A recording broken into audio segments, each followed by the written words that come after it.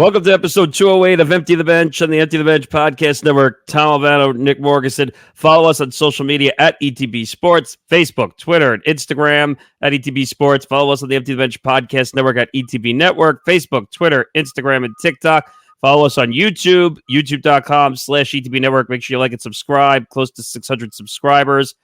Make sure you follow our website, etbpodcast.com. for all the latest blogs and information and everything we're doing across the Empty the Bench Podcast Network. And also, if you want to take us on the road, you don't want to watch the video, you can go find us on all your favorite audio podcasting platforms.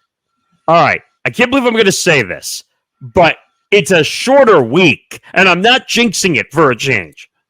It's actually a very light work week for us, thanks to the World Series ending pretty quickly. Obviously, we didn't get a chance to really talk about it last week because we recorded the night, of course, that the Texas Rangers ended up clinching. So, Hitting for the Cycle did a whole episode's worth about the World Series, so go check them out. But yeah, I think it's a good start to the episode, Nick, to say congratulations to the Texas Rangers, your 2023 World Series champions. And I gotta say, Nick, I was proven wrong.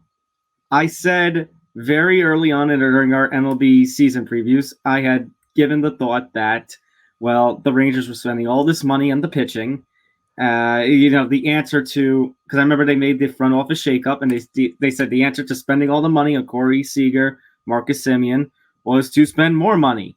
And then in the trade deadline, they ended up getting Max Scherzer. And I was like, I don't know if these moves are really going to pan out when you compare it to a team like the Astros and stuff. And, well, I was proven wrong. They actually managed to hoist the trophy now. Well, congratulations to the Rangers. But yes, I'm going to be the obnoxious fan right now because Max Scherzer, I'm not giving credit to Max Scherzer for winning a ring. I'm not giving credit to Jacob deGrom for winning a ring. I know Max Scherzer at least pitched. Jacob deGrom did nothing. But you saw the two of them celebrating in the locker room after they got the last out. Well, I thought you were going to be more salty at the prospect that now Aroldis Chapman has another ring.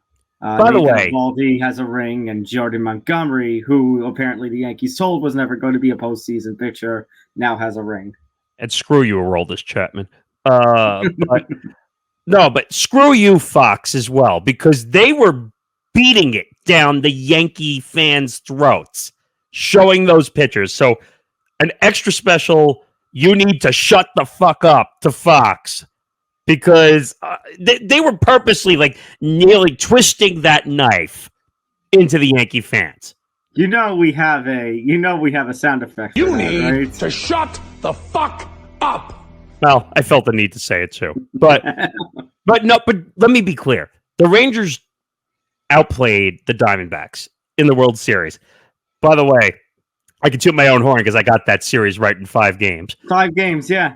I was hoping that it would go with 6. And you know what? After the first 2 games, after the Diamondbacks had that 9-1 win, I said, okay, it probably is going to go to a 6th or a 7th. And then the Rangers just said, nope, shut the door on that one. But here's the weird thing. Even though the Ranger pitching was fantastic, and when I say Ranger pitching, I mean Nathan Eovaldi, because he really was the lead. I don't know who ended up winning the World Series MVP. I think it was Seager, right? Yes, Corey Seager. There was no question. His bat flat out led the team's offense throughout the playoffs, let alone that World Series. What's so crazy though is they say pitching wins titles, and I think it was the complete opposite. Even though the pitching was great, the offense really won them the title. That's what's kind of scary about it. Seager was hitting. And what's his name who got hurt before finishing the series? Garcia. Who, if he finishes that whole series, how do you not give him the MVP? That dude had a record for a postseason. What do you have, 20 plus RBIs throughout the postseason? And it's unfortunate that he and Scherzer went down before the end of the World Series. And when those two went down, I said, all right, that's not good. But as I alluded to, Corey Seager and company kind of said, all right, it's time for us to step our game up in their place. And, well, that happened. Yeah, they totally came to play. And like I said, the bullpen, which everyone said about the Rangers like was non-existent. Like that was the shocker of the World Series, and they just came out to play. So congratulations to the Rangers. First World Series in what, 70 years or 69, 70 years? 70 years or so as a franchise. So, and that involved them moving what from Washington? The Washington Senators, yeah. One of those iterations. So totally deserved. Worked really hard to the playoffs. Everyone was expecting what, Baltimore and Atlanta, like, to be at the end. And of course, as I'll give credit to Hank again, the Dodgers flamed out like normal. Mm-hmm. And then the Rangers managed to beat their big brother in the Astros. Which, that was a great series too. Like that everyone thought the Astros was going to run away with that series. They did not. Honestly, both LCSs were classics. I think the ALCS and the NLCS were the best part of the playoffs this year. Yeah, and that's what kind of made the World Series a dud, because like everyone said, "Oh wow, the Diamondbacks back on the big stage since 2001." The Rangers, both teams having both teams being down 3-2, needing to win 2 games on the road and doing so. And which series was it? It was the Rangers-Astros series where a single home game was not won, right? If I'm not mistaken, every road team won the game, which was incredible. I don't think that's ever happened before. Because I remember 2017 Yankees-Astros where the home team won every single game. Yeah, that was the complete opposite. That's when home field came into play, and the Yankees almost won that series in Game 7, believe it or not. Don't remind me. Well, we're not talking about the Yankees right now, but if you want a complete breakdown of the 2023 MLB season, Hitting for the Cycle is doing their last episode for the official season on Friday, coming out Friday. So that'll be Eastern. 5 p.m. Eastern on Friday. Full season, 2023 season in review. So make sure you tune into that. All right. Now let's get into some baseball. So we'll start things off with the MLB managerial changes. We'll talk about something with the A's, and then we'll get into all the football talk. Yeah, which there's a lot of, and also we'll get to quarterback injuries again because that's one particular quarterback. Well, but it's just adding up. The list is compiling all year. Mm-hmm. How many? What was the statistic? I think they said there was 12 backup quarterbacks that have already started this year or something. At least one point or another. So we'll get into all that. We'll do a checkpoint also on this season, but we're going to start with the MLB manager changes. We're leading with off-season baseball. I love it. But we're barely a week into the MLB offseason. We've already had some significant shakeups in Major League Baseball with the manager changes. Now leading the main example, Nick, leading off with this, something that actually has broken within the last 24 hours or so. Ron Washington, who we talked about the Texas Rangers, leading them to the World Series 2010-2011, falling short both times. Ron Washington, who has been in the Atlanta system for the last 6 or 7 years, was a coach as part of that 2021 World Series team. He is now back into the manager seat, and he's going to Los Angeles. The Angels? What the f***? He's going to that sinking ship? Yeah, Hank Dichter, co-host of Hitting for the Cycle, dropped a video on the day we're recording this that he basically was like, what the fuck just happened in Angels land? And don't get me wrong, Ron Washington is a very deserving guy. He's been, according to Hank, he's been, I think, in a total quarter century of baseball. I love Wash. He absolutely does deserve another chance to be a manager if he wants to. I'm just very concerned considering the direction that the Angels seem to be going in. Because obviously no free agent decisions have been made yet, but let's be clear. This is going to be a Los Angeles Angels team that is the one that he takes over. It's going to be a post-Shohei Ohtani era. It's going to be a shell of its former self. So Shohei's a free agent. Wait, Nick. You're saying a shell of its former self, and it wasn't successful with Trout or Ohtani there? I'm saying with Trout and Ohtani there, it wasn't successful. You're saying it's going to be a shell of its former self. Well, what's that going to look like? I mean, basically in regard, like they had the pieces, now they're not going to have anything. Oh, you're right. And I'm not saying you're wrong. I'm saying I'm scared for what that's going to look like. Oh, it's not going to be good. It's not going to be pretty. Let me put it this way. Not that I really want to talk about them yet because we're still stewing about a certain team. But think about the two biggest markets that are going to have struggles next year. The Angels in California and the Yankees and the Mets in New York. Think about that. Major League Baseball must be having a freaking panic attack right now And with all that. I don't think it helps, Nick. I don't think it helps that in Chicago, like we talked about this season, the White Sox, who were supposed to be, they had all those young pieces the last couple of years. They were supposed to break through and just. Oh no, they basically were they were a stock that was good in the beginning, and then everyone sold off the shares, knowing that like a panic was coming. Plus, it doesn't help that your Canadian franchise, Toronto, again talking about all the All-Stars on the team, Bo Bichette, Vladimir Guerrero Jr., and they were supposed to break through. It's like, okay, this is going to be a year. This is going to be the year, and it feels like that year never comes now. I mean, I hate to make this comparison, but the Blue Jays are the 76ers, where no, follow my logic here, because remember what everyone said about the 76ers for about 7 or 8 years. Trust the process. Trust the process. We have great players. We have great we have all young talent and stars, and we have everything. What has everyone been saying about the Blue Jays? We have young stars. We have pitching. We have hitting. We're supposed to be the big team. It's the same thing. Everyone, instead of saying trust the process, I don't know what they're saying in Toronto, but it's the same thing. Everyone said Toronto was supposed to be that team, and nothing has happened. They have nothing to show for it.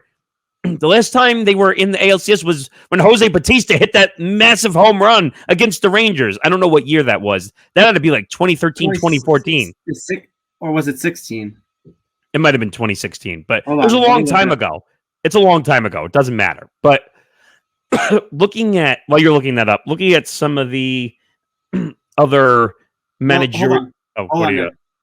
Well, first of all, 2016, they made the playoffs of the wild card 2020, 2022, 2023, but obviously that doesn't compare to the play that they had in the mid 2010s. On that note, Nick, I just want to say something else about Ron Washington. Yeah.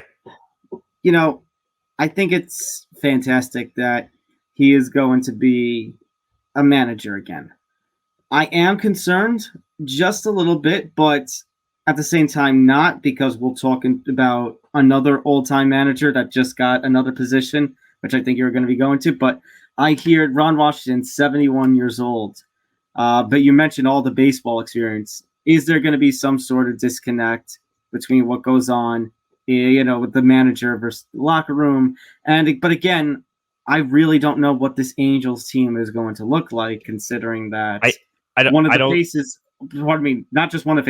face of that Angels franchise is now going to be gone. Well, here's what I'll say.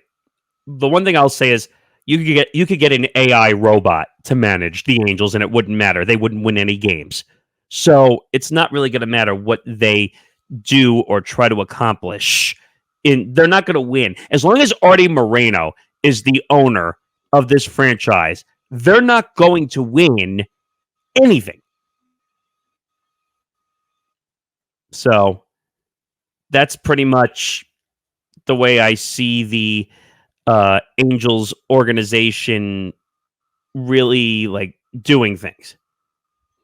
No, it's frustrating because we've sat here, Nick, and we have talked about Artie Moreno all I don't want to say all the time, but constantly when baseball is talked about on our show, we constantly bring up the name of Artie Moreno and the frustration about this Angels team. Now, granted, a couple of weeks ago on Hitting for the Cycle, you caught a lot of crap when you were talking about Mike Trout and you were doing the Trout-Harper comparison. Obviously Trout, not the Mike Trout who was 2014, 2015. That being said, Nick, I don't think Artie Moreno has done himself any favors. And the fact that they're about to lose Shohei Ohtani in free agency, you think back to this past trade deadline. trade deadline last year and all the rumors about Ohtani, we said, well, Ohtani's value was high. He should have made the trade so that way he could get some young pieces in, young stars, some top prospects, and he didn't do anything. And now the Angels franchise is going to suffer for it. This could potentially be, Nick, the start of a very long, potentially decade-long rebuild. I mean, I don't know if this is over-exaggeration. They could have gotten 3 or 4 major league talent, probably, for Shohei Ohtani if they had sold high rather than Artie Moreno basically say, I'm not doing anything. I'm a crotchety old man. Well, it's not that he didn't do anything. He bought, and it was a pretty ballsy move to do. And then, yeah, and then they cut those guys, if you remember. Yeah, because everybody started getting hurt, and they went on a massive losing streak. And at that point, the Angels were just done in September. I mean, and this is going to sound harsh, but Mike Trout, in my book, is a bust. What? Yeah, because he has not done anything to lead the Angels to any World Series victories. How many victories does he have? It's 3 playoff victories. Nick, there's a problem with that. What have we talked about, especially with sports like baseball and football? One man a team does not make. This is not LeBron James and the Cavaliers that we're talking about here. This is not LeBron James. I mean, he has AD right now, but this is not the LeBron James that we're talking about.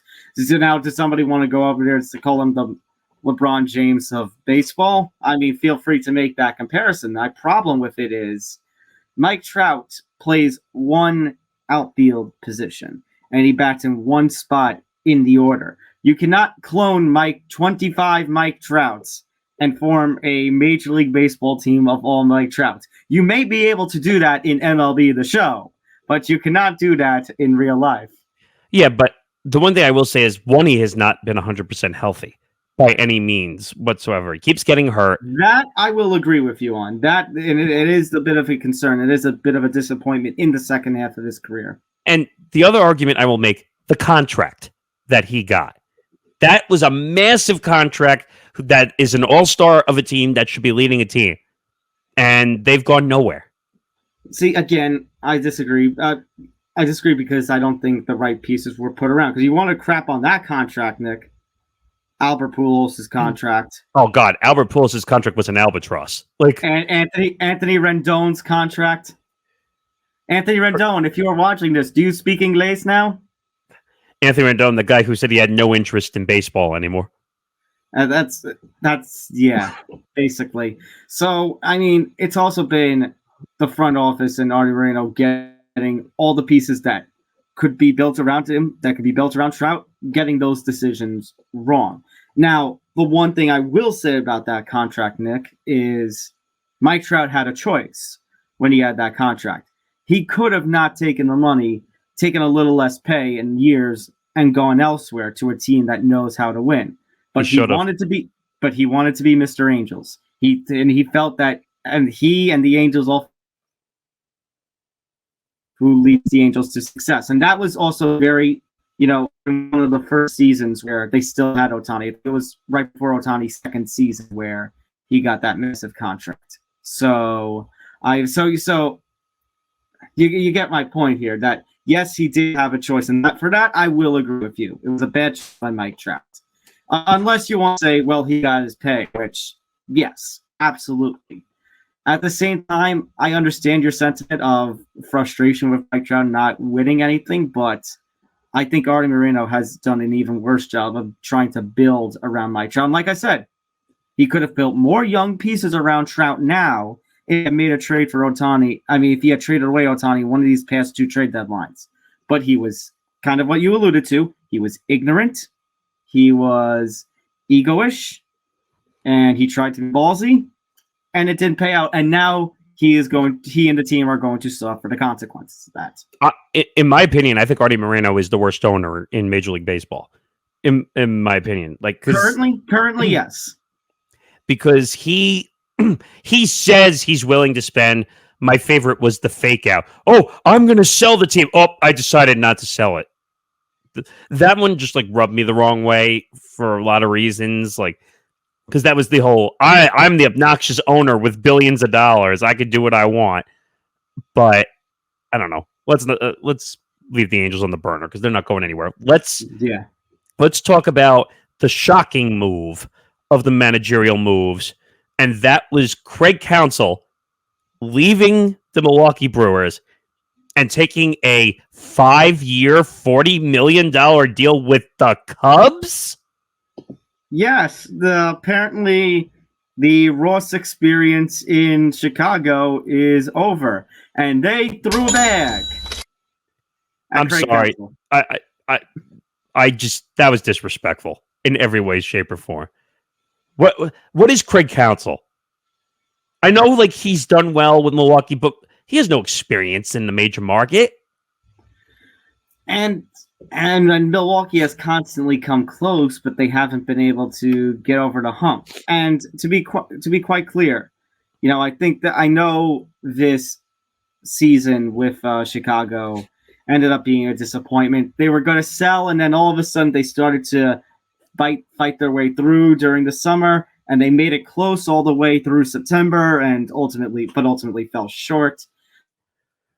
I feel like if they were going to have Ross exit, they could have given him a little more of a dignified exit. Right.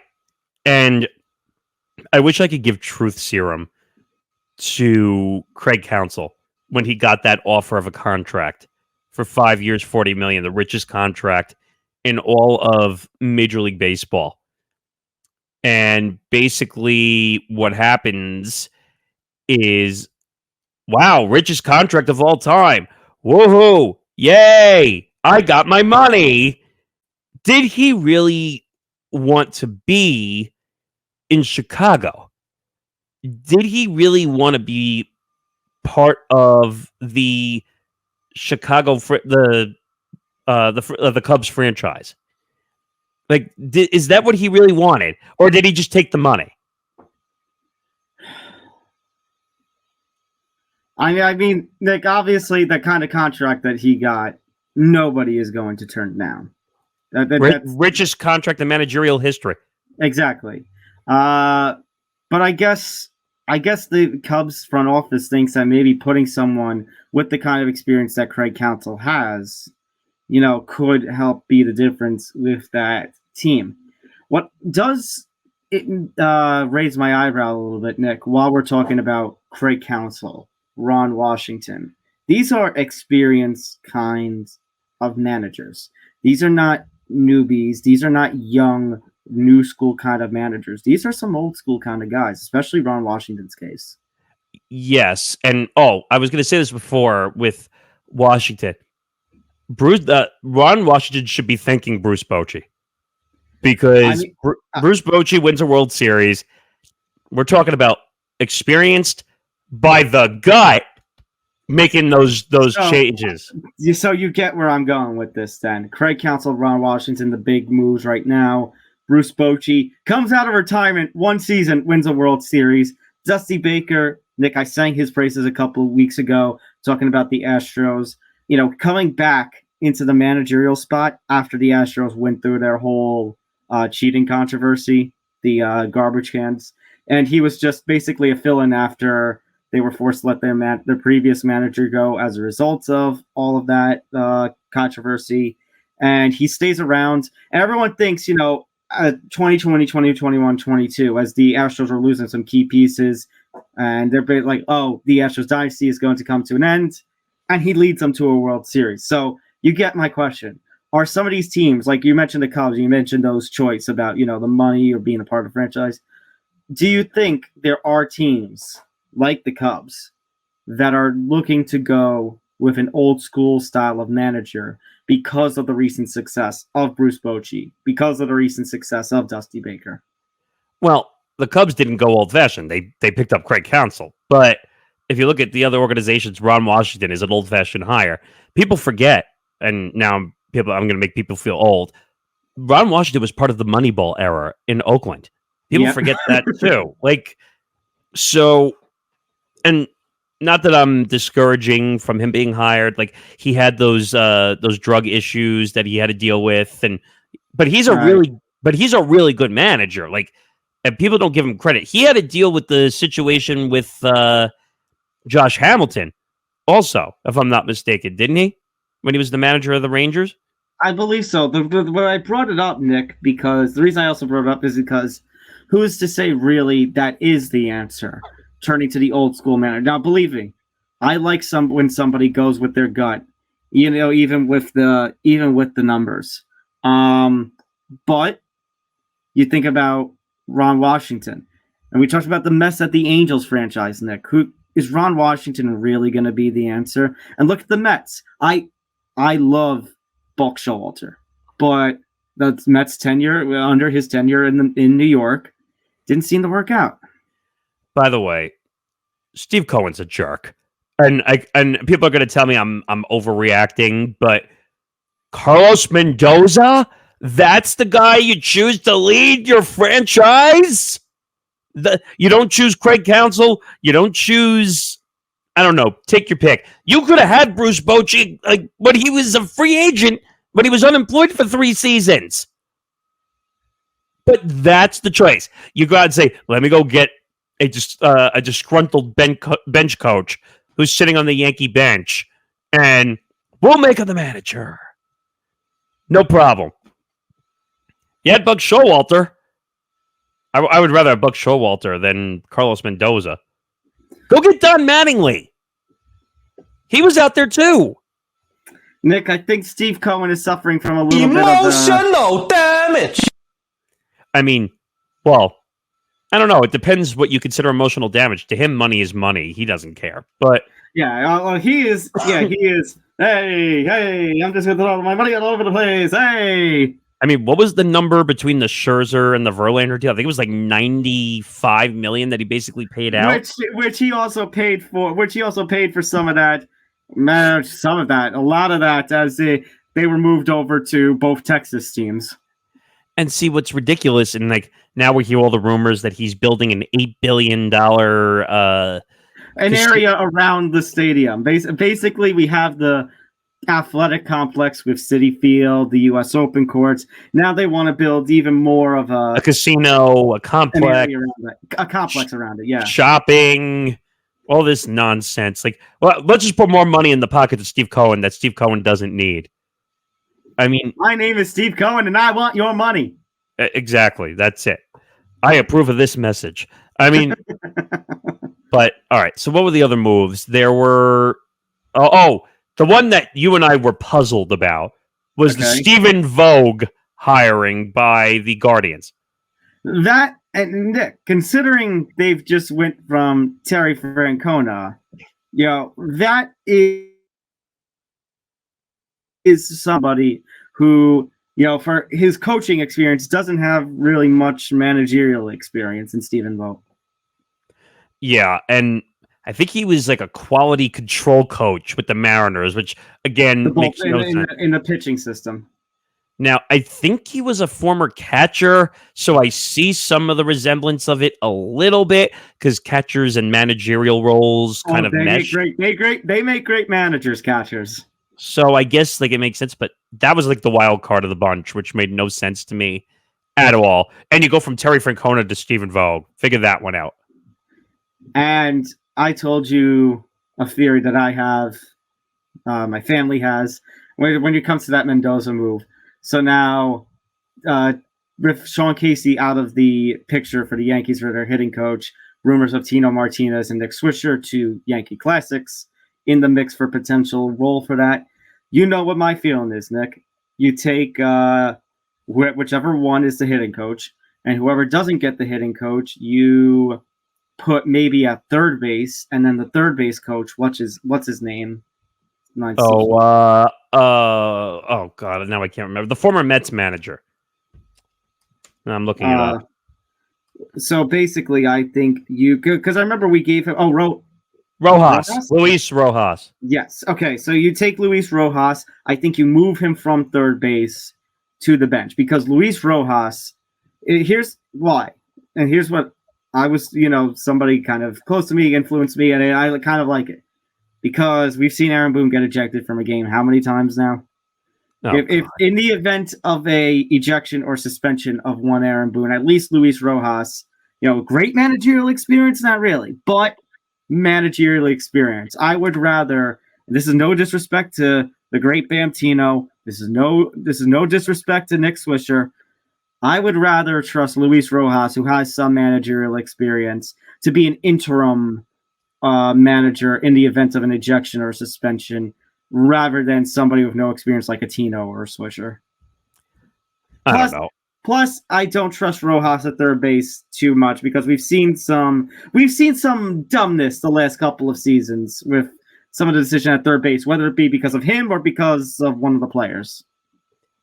We'll see what happens. I mean, it's managerial moves are 50-50 chance. Either they work really well or they stink really bad. And I'll leave it off basically in full circle with the Yankees going to Andy Pettitte, Nick Swisher, Brian Sabean, and Omar Minaya as the 4 guys that they were going to talk to about whether to keep Aaron Boone. Omar Minaya. Yes. Well, because he's now what's it called? I know. Him and Sabean. I know what you're talking. I know.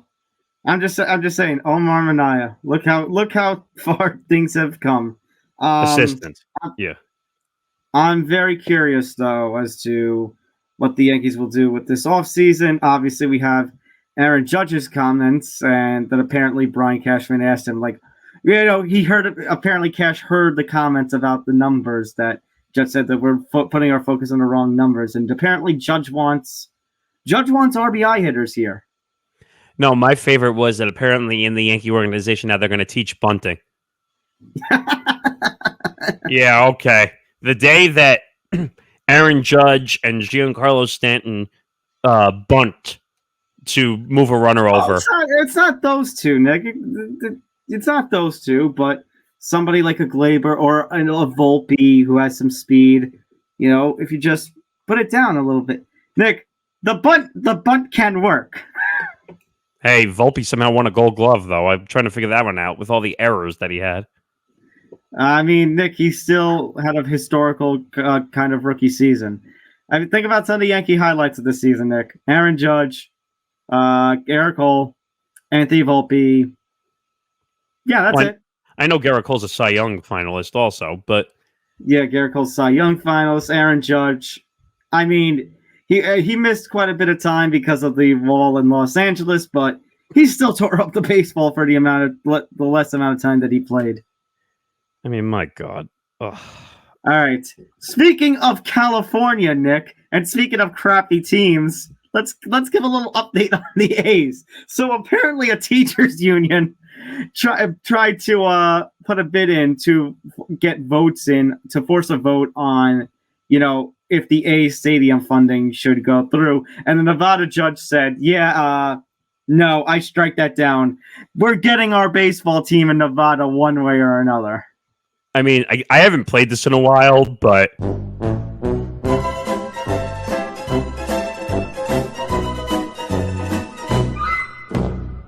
Meeting adjourned.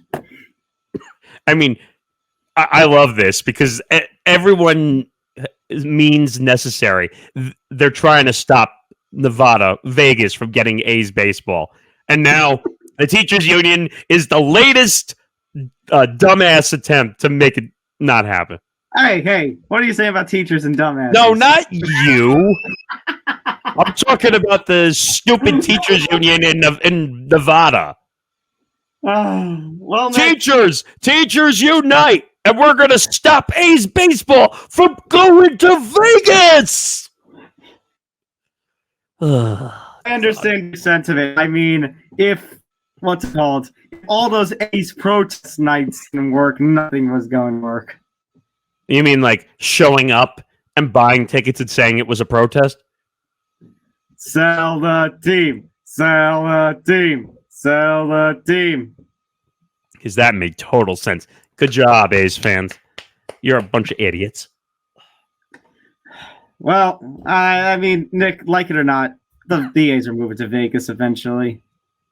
They're going to roll the dice. They're going to show up in Vegas. And they're going to play baseball. Now, it'll probably be called like DraftKings Stadium or FanDuel Stadium or MGM Stadium, some kind of ridiculous name, and they'll probably be What the if first team. They'll probably be the first team to have a live sports book right inside the stadium. Yeah, don't forget to buy your pretzels, buy your cold drinks, buy your souvenirs, and then don't forget to place a parlay. Right, exactly. That's what's going to happen. I mean, why do you think every team except the NBA, like they're all trying to get a team in Vegas? They want part of that action. It's all about the action, baby. Let's go. Gamble your house away. I mean, hey, there is a safe way to do sports betting, but do it with fantasy dollars. Well, yeah. If you want the safe way to gamble, go check out our podcast network sponsor, Wolf Spreads. You want to learn about gambling the safe way? That's how you do it. Love you, Wolf Spreads. Yeah, but this is dumb. But it just goes to show how ridiculous the A's process has been. All right, Nick, we got about 25 minutes. Let's do some football talk. Week 9 officially over. Week 10 begins tonight with the Panthers and the Bears. Yes, the Panthers and the Bears. But since Week 9 is over, Nick, we're officially halfway through the season. Let's pull a Hank and Dichter and the hitting for the cycle for the NFL. Let's do a checkpoint here.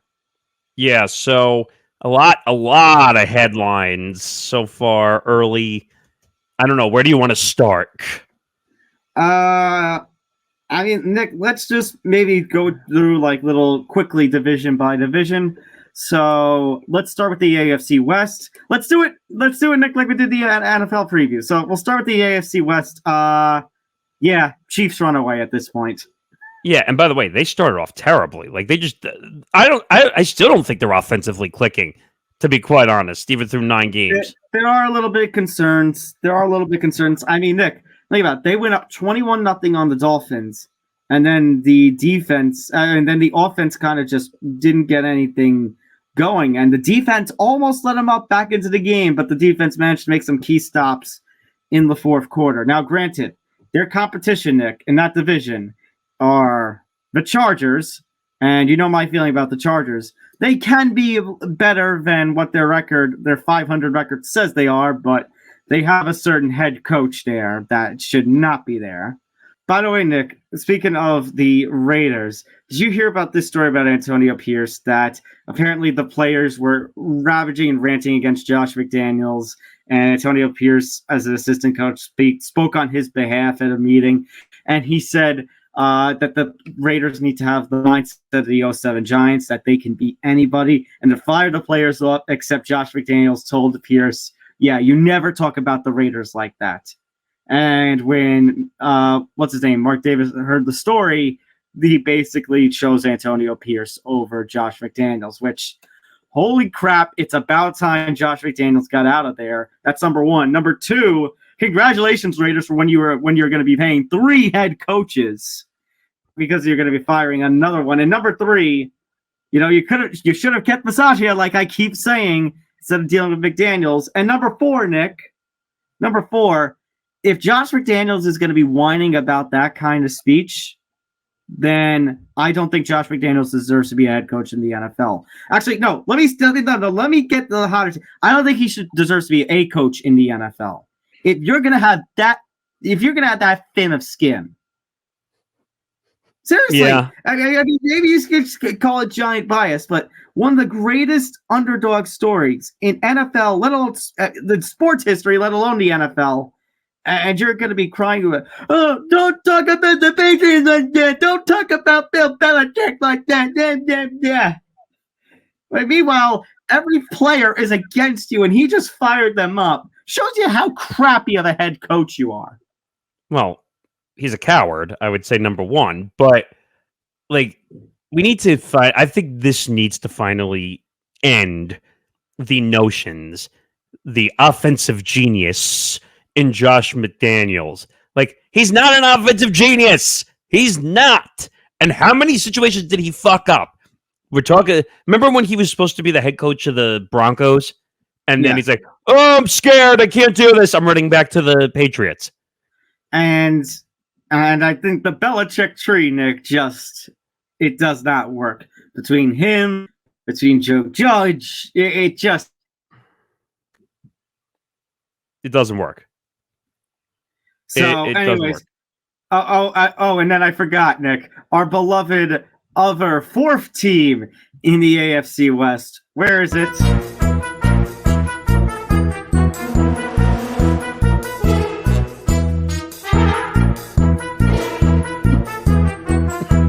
A very big win, but I mean, by the way, the Chiefs should be embarrassed of themselves that they lost to the Broncos.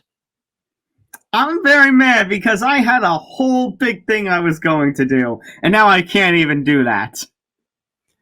I mean, it is funny. I can't dispute that it's not funny, but that division, like, it's the Chiefs and everybody else, the way I look at it. Correct. Just looking around at some of the other divisions, the AFC North, it's basically the Baltimore division. Honestly, it's a good division. Everybody's above 500. Yeah, but I would say that's probably Baltimore's division to win at this point. I think so too, because I mean, Nick, I know we crapped on the Lions on Football Friday recently about, and even on this show about the way they played against the Ravens, but then the Ravens just had another blowout week this week too. So maybe it's a case that the Ravens, Nick, are just the offense is clicking. Yeah, everything is clicking on all cylinders for them. It's about damn time that the offense finally clicked because they were struggling and the defense really had to hold them up. Gee, sounds like another team we could be talking about in a minute or two. But AFC South, I mean, Houston's putting up quite a fight. CJ Stroud has proven to be, Nick, the quarterback. You know, for all that we talked about with Lovie Smith. No, I'm saying he's number one. He's number one out of the draft. Okay, I was going to say, for all we talk about Lovie Smith kind of blowing, them out of the number one spot, they still ended up with CJ Stroud at number 2. And you're right, he is the number one quarterback coming out of this class. He's probably going to be the winner for the AFC. And I think, but you know what?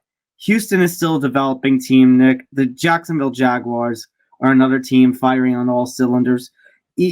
Playing against, I don't think they're going to win against San Fran this week, but they're going to put up quite a fight. And they're going to be showing, Nick, that Jacksonville has arrived.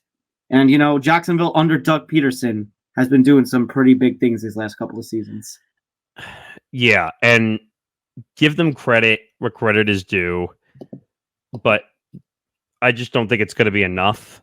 And, well, I mean, I think they'll win the division, but it's not going to take them far into the playoffs.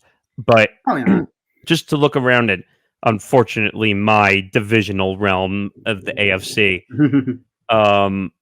Well, be thankful, Nick. Let's start with something positive. Be thankful you are not the Patriots. That's a good point. I can't dispute that. You're right. The Patriots 2-7. The Jets are 500 at this point, 4-4. I believe they are 4-4. 4-4. Okay. I'd say they had their bye week already. Yeah. Yeah, week 7 they had their bye week. So 4-4. Obviously, the loss to the Chargers was pretty bad, but you know what, Nick? Look, it goes back to what I said. The Chargers can be a good team. The Chargers could be one of the top teams in the AFC if they wanted. Well, I say if they wanted to. I say if it wasn't for a certain somebody at the head coaching position. Right, but you can't blame everything on the coach. I mean, the guy's got to play too. Okay, so maybe some things haven't gone well with the Chargers. But I want to say something else, though, because the Bills, even though they've had a lot of injuries, they've been a massive disappointment to me so far. Oh, I agree. Say what you want, Nick, about your Jets. I think even with the Jets behind the Bills in the standings, I think the Bills are the biggest disappointment of this NFL season. I mean, let's be fair. They've had a lot of major injuries, including Josh Allen at times, too, being hurt. Right. But granted, Nick, let's compare this Bills and Jets team, because the defense, Nick, for as much as they let up against the Chargers, they still are a top team they still are a top defense in the NFL. Can I give you a stat quickly from the Monday Night Football game? They lost by 3 touchdowns, and they didn't even give up 200 yards. 190 yards total. And they lost by 3 touchdowns. That's caliber defense. You're right. But you know what? Before you get on your Zach Wilson tirade, look, the Jets are coming off. That was one bad loss. The Jets the last few weeks have been performing pretty damn hot. I'd say let's cut him a little bit of slack because when everyone thought when Mr. RELAX went down, that was going to be it for the Jets. They have held their own halfway through the season. I'm not disputing that by any means, but they should have lost to the Giants. They should have lost to the Giants. Right, don't remind me of that BS. You're right. And because everyone's saying oh, it's lucky. It's yeah, of course it was lucky. If Brian Dable doesn't kick a field goal with 28 seconds left, then they win that game. Now, granted, look, I think next Sunday Night Football is going to be interesting. You have the Raiders coming out spectacular against the Giants, as banged up and as bad as the Giants are. But is that saying much, though? But exactly. And you're taking on a Jets team that has held its own. And, you go from the Chargers to the Raiders. That's a downgrade competition, Nick. Look, I think the Jets have a chance to rebound on Sunday night. It is going to be a Sunday night game to watch to see, considering both teams, if the Raiders can continue the momentum that they started with this Giants win, and if the Jets can bounce back and Zach Wilson can bounce back from that loss against the Chargers. I mean, Zach had 2 fumbles, bad fumbles, by the way. Mm-hmm. Also got sacked in field goal range at least 2 or 3 times and got sacked all the way out of field goal range the way that was being played. I mean, you can't do that. You had a chance to be 5-3 and being up there at the top of the division. That was your opportunity. And then imagine going into Oakland with that confidence that you could have possibly beat Oakland in California. I mean, they had a chance to be on a momentum swing. You mean Vegas. I mean, Vegas. Oi. You're right. No, going into Vegas, and say they had a 4-game winning streak going into Vegas. You're telling me that they didn't have a little bit of confidence going in, saying they couldn't beat Oakland on a 4-game winning streak? Yeah. Moving over to the NFC, Nick. NFC West, I mean, you got the Cardinals, you got the Rams, it's a Seahawks, it's Nick, it's like 10 years ago. It's a 49ers Seahawks battle. Both teams 5-3 at the top of that division. Yeah, I mean, it's not a good division, just to really... But I mean, Nick, when the 49ers and Seahawks do face off, and they're going to be facing off, Nick, on the night portion of Thanksgiving, all of that is going to be a game to watch. I hope so, because that division has been a little bit of trash, trash. But I don't know. It's San Francisco, Seattle, and nobody else. That's pretty much how I see the NFC West. And San Francisco finally got some encouraging news with Debo finally being back also. Yeah. That's the thing. I hope the 49ers, after their little week of rest, Nick, against the Jacksonville starting this week, they're gonna come back and fight for a strong second half. Now, Nick, if you want to talk about TRASH, I think that belongs to the NFC South. You got a 5-4 Saints leading the division, 4-5 Falcons right behind it. By the way, yeah, I think the horseshoe up the ass of Arthur Smith doesn't work sometimes with the way he utilizes his players, because he had a chance to win that game against the Vikings, and no, didn't work. Baker's holding his own in Tampa, and then there's Carolina, another massive disappointment. Yeah, Bryce Young hasn't been great so far. I don't think anybody on that Carolina team really has. Yeah, it's not saying much. I mean, that division is bad. New Orleans is probably going to win this division, but it's going to be like a 500 record, which is what the NFC South is. This whole time we've been NFL fans. It's 500 record wins. Atlanta's a disappointment. Apparently, Arthur Smith came out and said why Bijan Robinson was not being used properly. I didn't get to see the whole video, but there was a whole investigation into why he was being sat out, or he played 2 plays and then didn't play. Right, that was the illness. That was a couple weeks ago. But yeah, Nick, I honestly feel like whoever wins the NFC South, they're probably playing somebody like the Cowboys or the Seahawks or the Vikings in the first round of the playoffs, and they're getting spanked. Yeah, that's a good call right there. I mean, the NFC South's a bust. Yeah.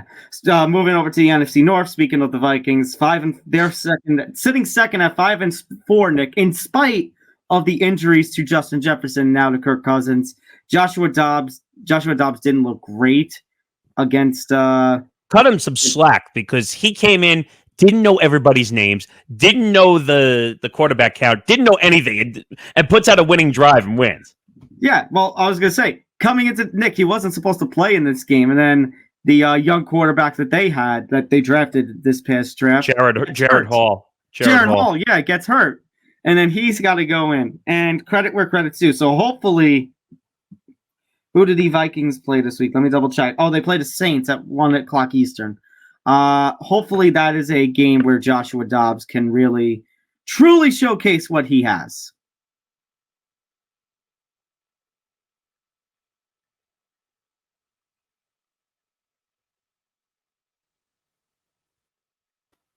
Oh, there we go.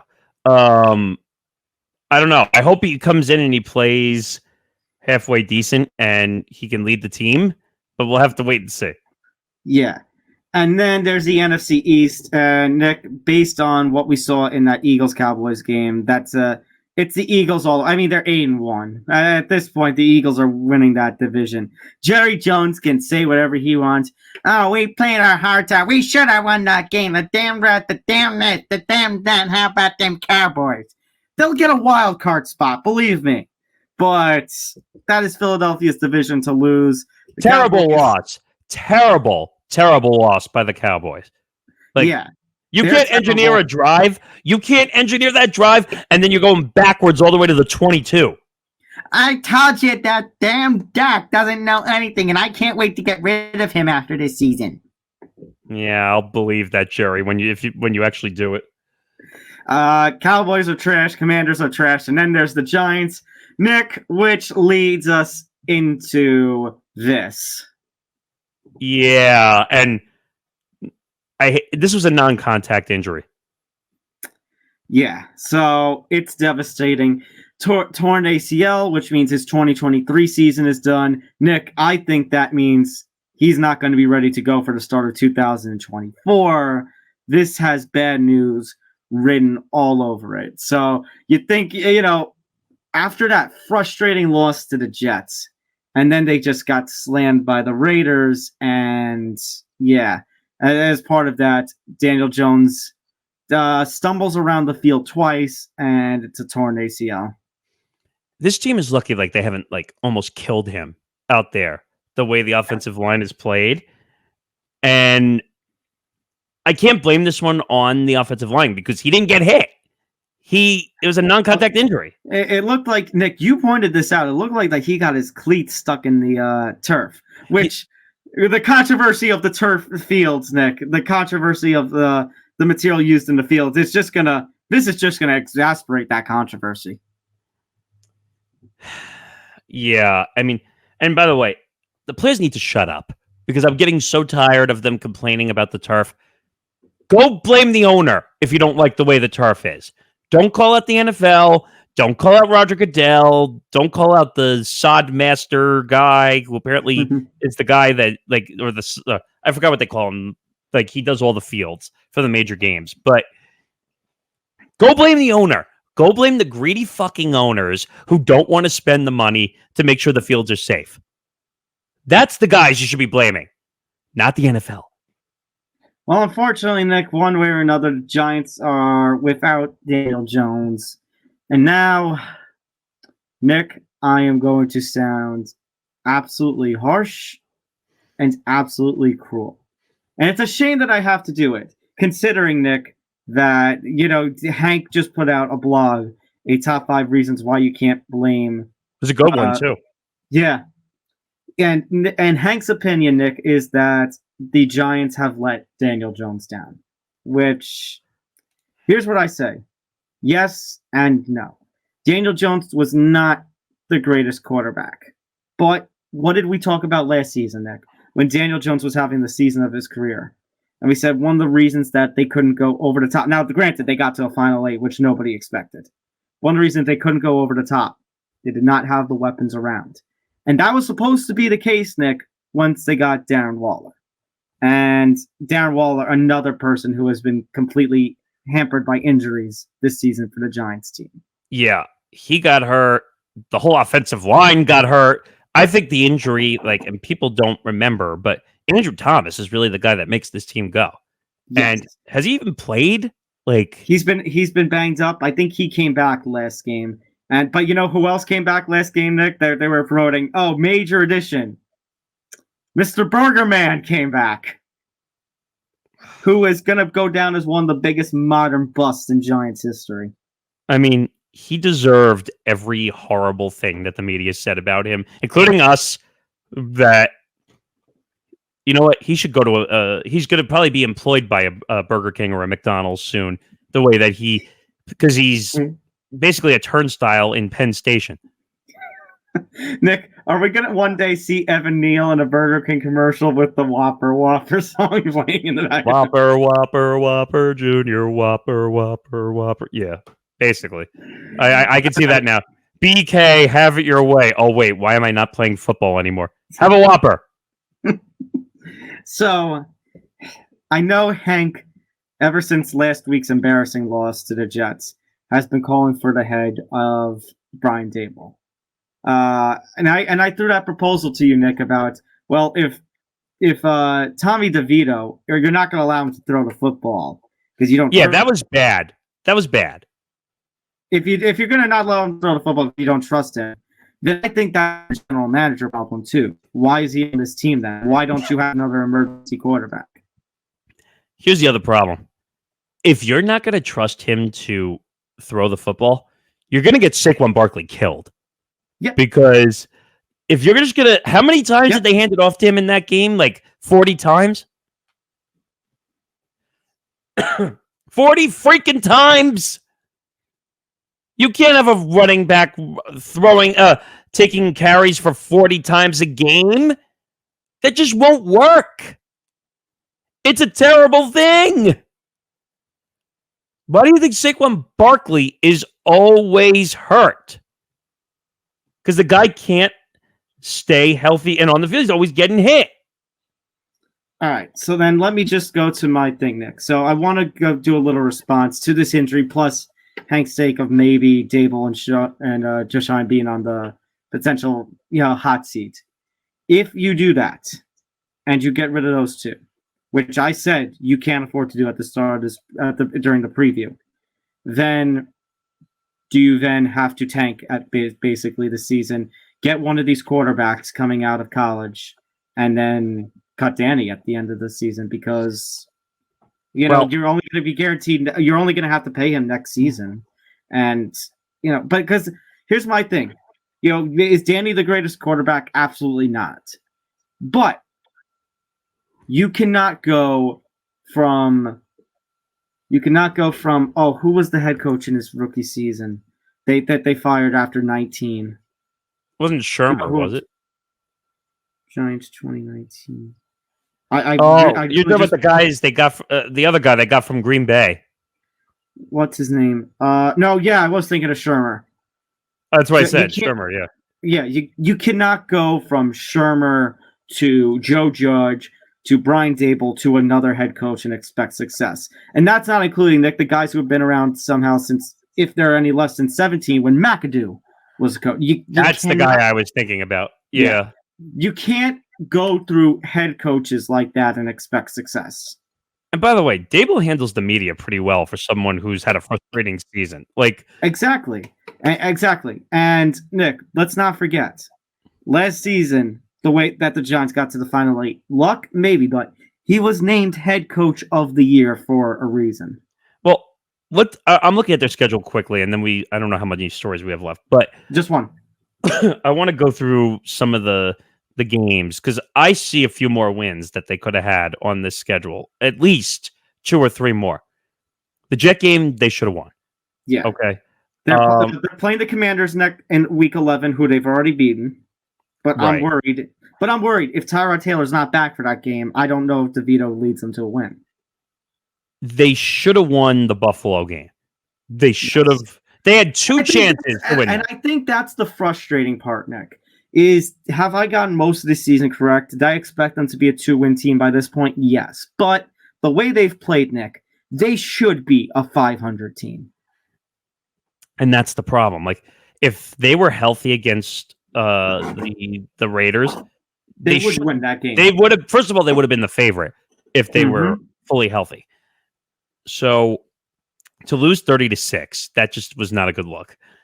The Washington game, they almost coughed that one up at the end. No, this week against the Cowboys, I hate saying it, but you're getting spanked. I want to look that up quickly. Since, oh my god! Oh my god! What? I'm not gonna save it for Football Friday because the line will probably change by the time we record. I'm looking at it. The Cowboys are a -16 favorite. Try 16.5 on DraftKings. Oh my god! That's got to be one of the largest lines I've seen in the history of spreads, at least on the NFL side. On the NFL, on the time that we've been doing NFL stuff, yes. Holy crap! And by the way, I laughed at this with Johnny the other night. The over/under is only 38.5. And the Cowboys might hit that over by themselves. Most likely. Yeah, it's not good. Yeah, let's see. Then they play the then you're playing the Patriots. Even with a weakened team like that, hopefully Tyrod's back week 12. That should be a win. If Tyrod's back that week, that should be a win. Which game? The Commanders? No, Patriots. Thanksgiving weekend. I mean, the weekend after Thanksgiving. So you're saying they're going to lose? They're going to lose to Dallas and to Washington? Washington's a coin flip, but week 12, November 26th against New England, you have to win. Especially because that's at home. That's not at Foxborough. You have to win that game. Oh, okay, but would you be surprised if they lost it? I would be disappointed, but I guess maybe not surprised. No. Forget anger or happiness. I'm asking you specifically, would you be surprised if they lost it? Probably not, considering the direction that this season has gone in. Because I could see them like playing down to the competition, which they should not be doing at all. You're right. They don't deserve shit. You're right. Okay, week 13, they finally get their bye, which is going to be needed. Week 14, there's 2 Monday night games. It's Packers, Giants, and Titans, Dolphins. And that's at home for the Giants on ABC. Again, if they were the healthy Giants, that would be a win. I don't know. I don't know. It depends which Jordan Love you get that night. That's true, too. Giants, Saints, again, if healthy, that'd be a win. I don't know now. I don't even know. I would say that's more a coin flip, even if the Giants are healthy. So, and then I'm going to go straight to week 17, Nick. Week 17, they're playing the Rams. Coin flip, I guess. Because I'm not doing week 16 and 18, because that's the Eagles. That's... But who knows if those games are even going to be taken seriously by then? Well, that's the thing. I think they can win in week 18 if the Eagles have clinched by that point and they just pulled all their starters. I mean, the Eagles are going to be sitting guys like the last 3 weeks. They're already 8-1 for crying out loud. I know. All right. So, yeah, not looking good for the Giants. No, not looking good. All right, Nick, let's end this show. Thursday Night Football this week, Nick, tonight, week 10. Actually, you can adjust that because it's down half a point now. It is now Bears -3.5. Okay, Bears -3.5. Nick, my point here is that this is ugly. I think it actually would have been more entertaining if the Bears had lost those 2 weeks that they won and the Panthers actually lost that one. And like I had wished for, we could have had 2 0-win teams going for their first win in this one. I wish that would have been the case. There's only one reason why this game is on the schedule. They want to see the number 1 pick. That's really it. They're going to have the number 1 pick on Amazon Prime. Which no one cares about. So, Nick, what do you think Al Michaels is going to talk about this? Yes! Yes! This is what I was going to get to. I was telling Tom in pre-show meetings, we're going to put this poll out. So, you'll see this before the show premieres. Is he going to talk about Taylor Swift? Is he going to talk about Fortnite? Is he going to talk about not eating vegetables? Not eating vegetables? Is he going to talk about tormenting gamblers? Yeah, gamblers. Because he loves doing that towards the end, like right with 2 minutes left in the game. Mm-hmm. So we'll throw. Actually, no, not before the show. We'll throw it out before the game. Yeah.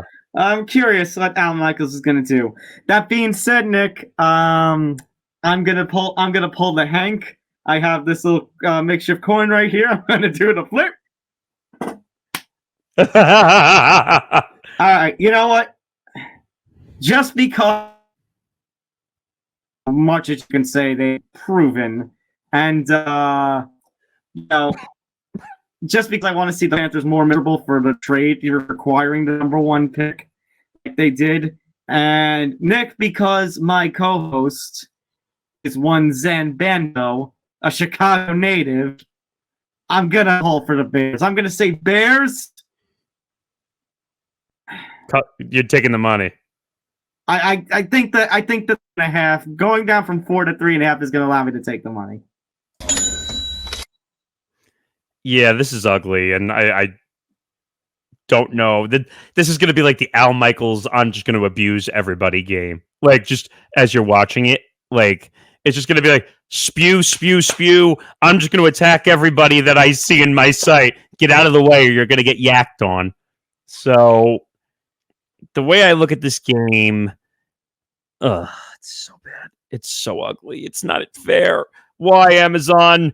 Why would you get this game? Actually, they really had no choice. They really had no choice in the matter of this game. Excuse me.